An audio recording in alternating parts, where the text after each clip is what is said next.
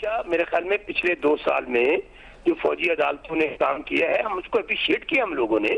उन्होंने ये देखिए कि जो साल से केस पड़े थे, पेंडिंग थे, उनके ऊपर आके उन्होंने कार्रवाइयां की। लेकिन प्रॉब्लम आपने अप्रिशिएट किया है, बाकी बड़े सियासतदान जो है वो फौज के पीछे पड़े हुए हैं। आपने अप्रिशिएट किया, आपने किया। अल्लाह का नाम माने, आप सियासतदान ना बने, आप रिया निगार रहे। प्लीज मेरी बात सुन ले, जरा तारिक ज़ादा साहब बात सुन ले। अल्लाह आपको ना, मैं सियासतदान को समझता तो बहुत ज्यादा। अच्छा रमशा, मैं बात जो कहना चाह रहा था वो सुन ले। पीपल्स पार्टी जितने भी कौमी इश्यूज हैं उस पर कौमी इत्तेफाक राय होना चाहिए, क्योंकि दहशतगर्दी हमारा कौमी मसला है।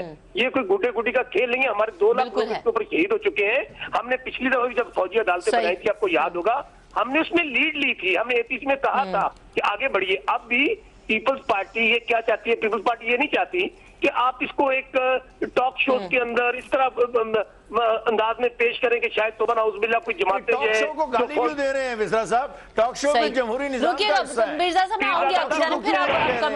पीरज़ादा साहब हौसला कीजिए, पीरज़ादा साहब हौसला कीजिए। अल्लाह ताला आप सब्र करने वालों को साथ होता है। आप तो रिया निगार है, आप हम सियासतदानों से बहुत तेज आगे निकल जाते हैं। मैंने गुजारिश सिर्फ ये की है कि हम सब लोग, ये ज़ैली कमेटियों में चली गई, बहुत जल्द आप देखेंगे रमशा, इसके ऊपर पूरी डिलिब्रेशन होगी, पूरी पार्टी क़यादत बैठेगी, पार्लिमानी पार्टीज बैठेंगी, एपीसी होगी। पार्लियामेंट किस लिए होती है? अब यही कौमी इश्यूज को डिस्कस करने के लिए होती है। मैं पहले आपको कह चुका हूँ, ये बदकिस्मती है पाकिस्तान की कि पाकिस्तान में इदारे मजबूत नहीं हुए।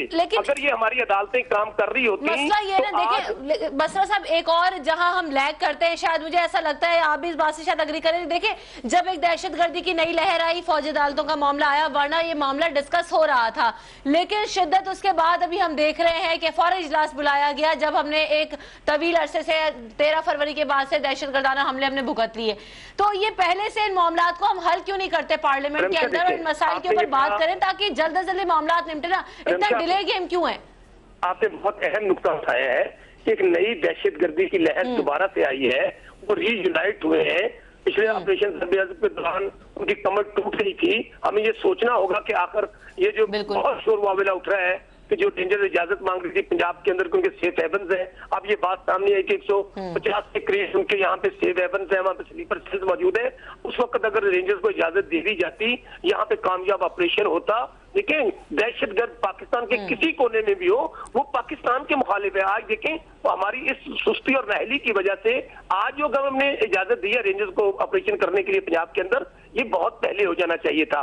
बाद में फिर मैं उसी बात पे आऊंगा। इसके ऊपर दहशतगर्दी का मसला है, ये नेशनल इशू है, ये ना मेरा मसला है ना आपका मसला है।